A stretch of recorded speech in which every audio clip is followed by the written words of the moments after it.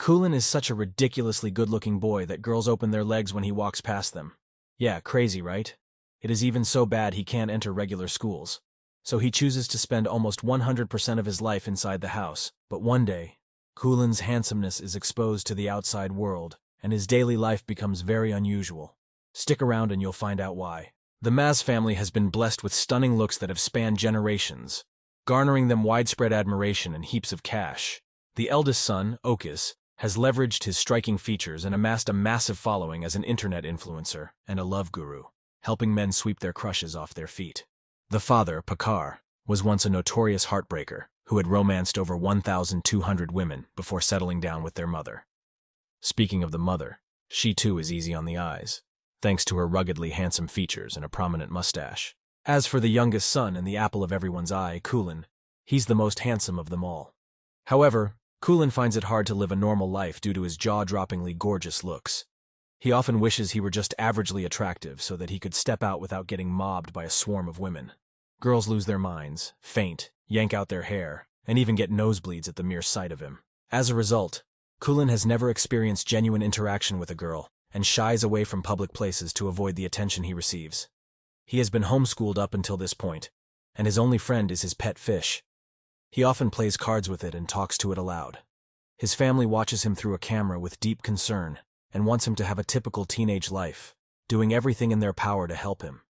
Okis tries to set him up with girls by showing him their pictures, but Kulin insists that he's interested in someone who doesn't find him attractive and wants to be appreciated for his personality and interests rather than his face. When nothing works to motivate Kulin to venture outside, the family devises a plan to guilt him into attending school. They fake financial difficulties, and one night when Kulin wakes up to drink water, his parents feign concern about their financial state. They dramatically announce that they'll only be eating scrambled eggs until they've saved enough money to resume his homeschooling. Kulin experiences a heavy sense of guilt over the trouble he's caused his parents. Determined to alleviate their worries, he makes the bold decision to attend a regular school for the upcoming semester. Although his family had hoped he would interact with girls, they're content with taking things one step at a time. A few days later, Kulin sets off for his first day at an actual school. Okis drops him off on his bike, but Kulin refuses to take off his helmet. His plan is to wear it all day long to conceal his striking appearance. Unfortunately, things don't go as planned. The helmet garners more attention than he anticipated, drawing unwanted attention his way. Kulin attempts to blend in by quietly taking a seat in the back of the classroom. However, his plans are derailed when he's singled out by Sidi, the class bully, and his band of henchmen. As the teacher makes her entrance into the classroom, even she is taken aback to find a guy wearing a helmet. With a sense of urgency, she insists that he removes it immediately. Despite his hesitation, Kulin has no choice but to comply. He dramatically removes the helmet, unveiling his face in a captivating manner. The next scene unfolds with the teacher being hurriedly loaded into an ambulance. Surprisingly, it is revealed that she started experiencing nosebleeds and hyperventilation due to the sheer beauty radiating from Kulin. The other kids make a fuss with the principal, whining about how the new student is ridiculously good-looking and beyond their ability to handle. In a rush to escape, Kulin dashes through the school hallway, only to be tripped up by one of the bullies. Next thing he knows, he's whisked away to the school's secret storeroom, where the bullies reveal themselves in a grandiose manner, pretending to be mighty Power Rangers. These formidable troublemakers go by the name of the Tiga Tak, a trio of bullies with Sidi, the principal's son, leading the pack. After their exaggerated introduction, they spill the beans that they desperately need Kulin's assistance to secure a prom date. The Tiga Tak have been stuck in their senior year for an outrageous 3 years already. They've made it their mission to refuse graduation until Sidi manages to woo the most stunning girl in the entire BBM school, none other than the radiant Amanda. However, there's a catch. Amanda, being quite selective, only entertains requests from incredibly attractive men. Therefore, the Tiga Tak gang urges Kulin to be the bearer of the proposal. To assist him in this daring task, they assign an innocent fellow named Kibo to guide Kulin through the process. Poor Kibo has also fallen victim to the bullies' pranks in the past, leaving him no choice but to comply with their demands. Following their scheming, Kulin and Kibo head straight to the principal's office, determined to make an official complaint about the rampant bullying in the school. Despite knowing the likely outcome, Kibo bravely stands by Kulin's side. The principal, deeply troubled by his own son's stubborn refusal to graduate, sees a glimmer of hope in Kulin's striking good looks. Recognizing the opportunity to have Amanda accompany him to the prom, the principal urges Kulin and Kibo to do whatever the bullies command. As the sun sets, Kulin and his newfound companion Kibo make a pact to tackle the daunting task the following day, and swiftly get rid of their prom mission responsibility. Kibo stands out as the first person who has genuinely shown kindness to Kulin, not solely because of his looks. Despite the day not unfolding as expected, Kulin feels a sense of joy in having gained a true friend. The next morning, they venture into the prestigious BBM school, causing a stir among the girls who catch a whiff of their presence. The school has strict rules against allowing supposedly ugly boys to step foot on the premises. Consequently, when the girls spot Kulin wearing a helmet, a collective demand ripples through the entire school, urging him to unveil his face. In a heart-pounding climax, Kulin unveils his face, triggering absolute chaos among the girls. The aftermath of this electrifying moment quickly finds its way onto television screens. Clips of girls crying, noses bleeding, strange possessions, and wild jumps spread like wildfire across social media platforms, leaving everyone astonished. Kulin quickly gains a reputation as the irresistible heartthrob, earning himself the title of the too handsome to handle guy. Even Amanda, the hottest student at BBM school and a renowned model, catches wind of this news and is instantly smitten by Kulin. Finally, someone who matches her in both looks and status. Determined to win his affection, she sets out on a mission to impress him with all her charm. As the news spreads like wildfire, a swarm of girls flocks to the Ma's residence, eager to catch a glimpse of the mesmerizing Kulin. Taking advantage of the situation, Kulin's family seizes the opportunity and starts charging an entrance fee for a house tour. It's a complete frenzy. Meanwhile, Kulin, who is hiding in the streets, stumbles upon his family's exploit on the news. The feeling of betrayal and being exploited by his own people overwhelms him. As they try to call him, Kulin resolutely refuses to return home and finds himself overwhelmed with sadness when he discovers that his beloved pet fish has been mishandled and killed by tourists. Fleeing from the chaos and maniacs chasing him in the streets, Kulin finds himself seeking refuge on the rooftop of a nearby building. As he struggles to catch his breath and calm down, a mysterious girl suddenly appears out of nowhere and asks if he's considering jumping off the roof.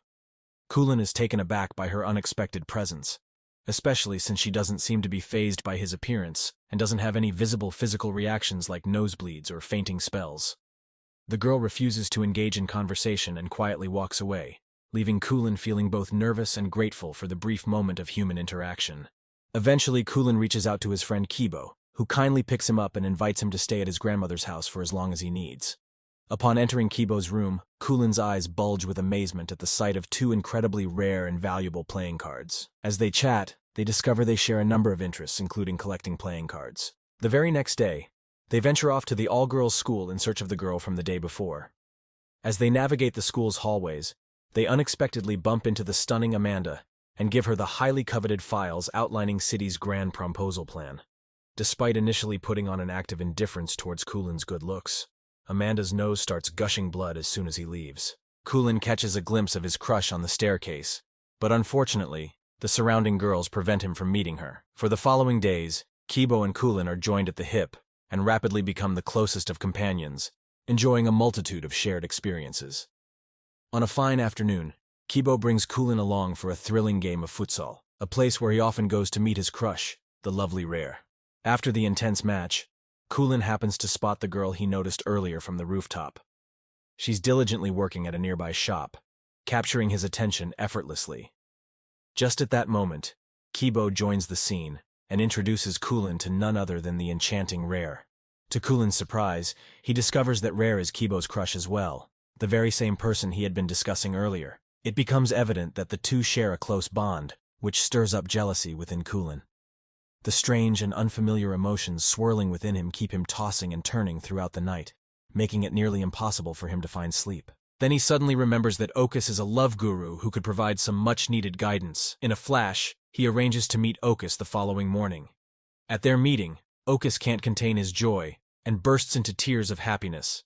He had been eagerly anticipating the day when he could finally share his knowledge about girls with his brother. Kulin has long since forgiven his family for betraying him to his fans, since, if not for that incident, he would never have crossed paths with Rare. With a clear plan in mind, the brothers set out to buy groceries while Okis imparts valuable advice on what Kulin should do to win Rare's heart. Though Kulin realizes he doesn't know Rare as intimately as Kibo does, he refuses to give up on his first love and follows Okus's suggestions diligently. One sunny afternoon, Amanda pops up at the boys' school and hands Kulin a birthday invitation. To make the moment even sweeter, she also blesses him with a fancy phone as a gift. Later on, Colleen, Kibo, and Rere head out to a karaoke joint to belt out some tunes. When it's Rere and Colin's turn to sing, he's thrilled to duet with her, but she only has eyes for Kibo. Kulin soon realizes that Rere has a major crush on Kibo, which crushes his heart with jealousy. When Kibo disappears for a moment, Kulin doesn't hold back and asks Rere point-blank if she's got the hots for Kibo. At first, she denies it, but when Kulin fibs about Kibo's love interest being Amanda, Rere's face immediately betrays her true feelings. After returning home, Kulin decides to make a move and contacts Amanda for a favor. She's more than happy to oblige and agrees to do anything he asks of her. The following day, a lively crowd gathers at the venue, all set to celebrate Amanda's birthday. When Kulin and Kibo make their entrance, Amanda warmly greets them. But something peculiar happens. Amanda appears to be more drawn to Kibo than Kulin. In fact, she even pulls Kibo aside for a private conversation. Just then, Rere arrives at the party, only to witness the heart-wrenching sight of Amanda locking lips with Kibo. Crushed by this unexpected betrayal, Rere's heart shatters into a million pieces, prompting her to flee outside in utter despair. Seizing the opportunity presented by Rere's vulnerability, Kulin bravely opens up and confesses his true feelings for her, hoping for a glimmer of reciprocation. However, Rere appreciates Kulin's heartfelt gesture, but makes it clear that she has never seen him as anything more than a friend. Despite his misguided attempt to conspire against his own best friend, Kulin finds himself empty-handed and shattered.